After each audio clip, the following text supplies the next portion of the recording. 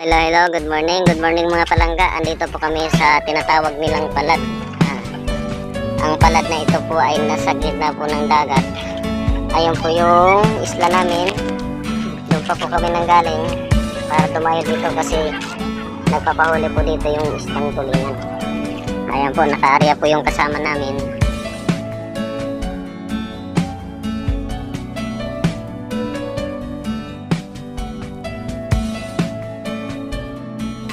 Ayan, ito nga pala yung kasama ko na mga areador. Yan po si Olimpio Vidas. Yan yung nag-aarya ng lambat para magkulong ang tulingan.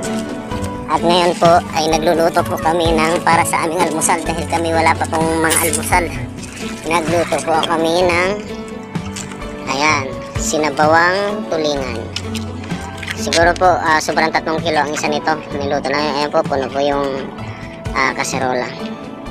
So wala na pong gulay-gulayan, sibuyas, bawang at saka luya. Nagkatalo na dahil mahirap po ang gulay ngayon. Ayan po.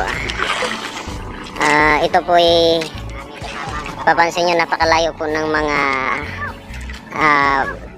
tabi.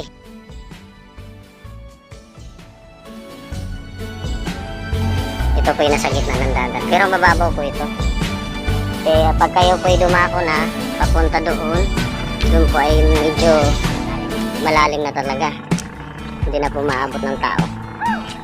Ayan po, yan tama na yan, pero nagbabatak na.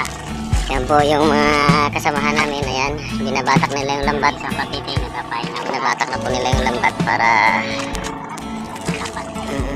makuha yung isda.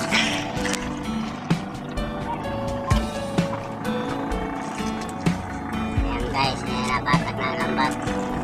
Pero yung isda na nasa lambat pa.